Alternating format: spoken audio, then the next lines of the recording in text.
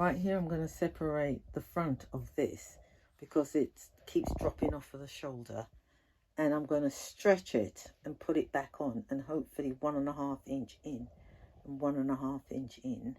And what I think I might do as well is cut some of this section off to bring it tighter so that it can stay on the shoulder, because at the moment it's just dropping off.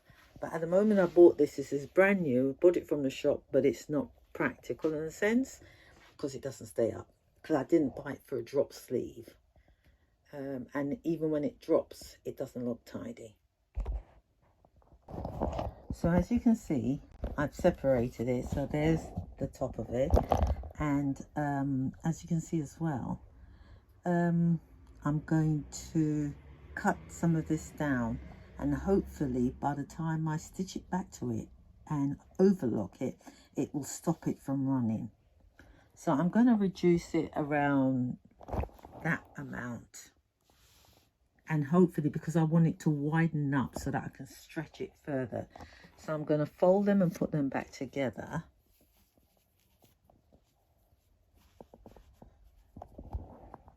And then I'm going to cut it off. And if you notice, it's got a shape here that it goes. I'm going to still maintain that same shape. So it's wool, so it shouldn't go wrong in the sense that it won't fit, because it will stretch to come back to the front. So let me cut that. So as you can see, I've now separated it, so it should be a bit more wider, so I can stretch it even more, because I want it to help to cover the bra strap. It might not, but it doesn't matter. I just want it to do its job.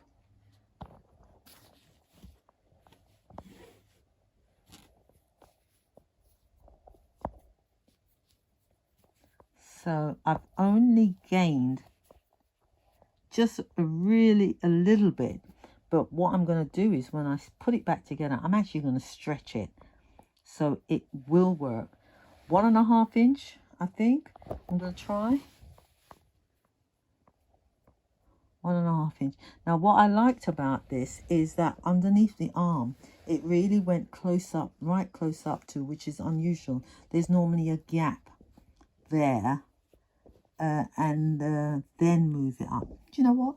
I can afford to put a gap, but I think it was lovely under the arm. So let me symmetrical, make it symmetrical.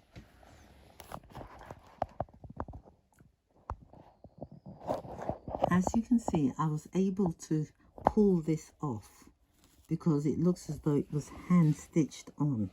So that was brilliant. So I'm pulling that section off, and then it won't be such a bump, and then hopefully I should be able to get it underneath the overlocker.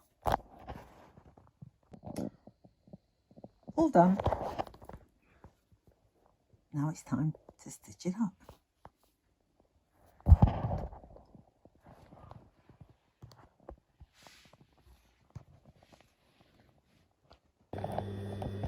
People don't realise how difficult it is to video yourself while sewing, but I'm going to attempt. Whoops! I've reduced it to a small stitch, number 2.5, and I've stretched it beyond because it can stretch. Now, because it's stretching as it goes along, it would be nice, to have a piece of tape, a white tape, like skirt tapes or something like that, to keep it firm.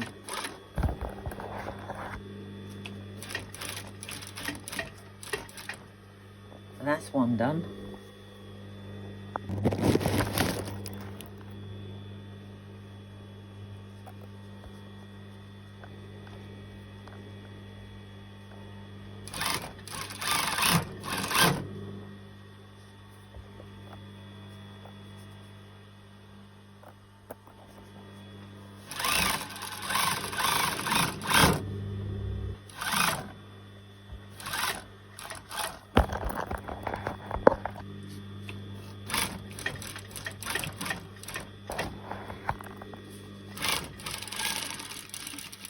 let me explain before somebody says something about this. If I get a tripod for my phone so that my hands will be free, the vibration will still interrupt. Anyway, it's done now. It's back on. And you can see the crease in there to see how much forward it has come.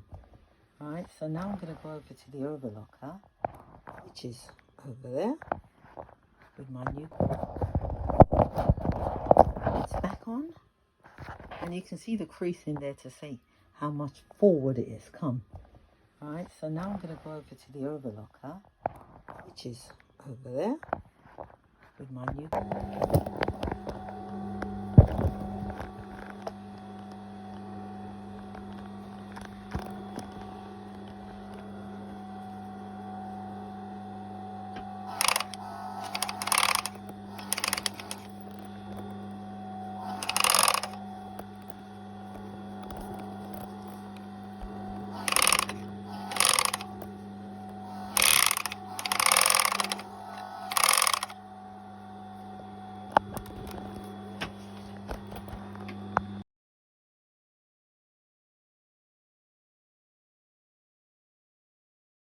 As you can see, it's done.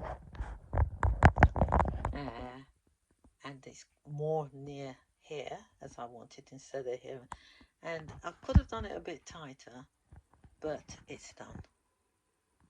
So, thank you for watching.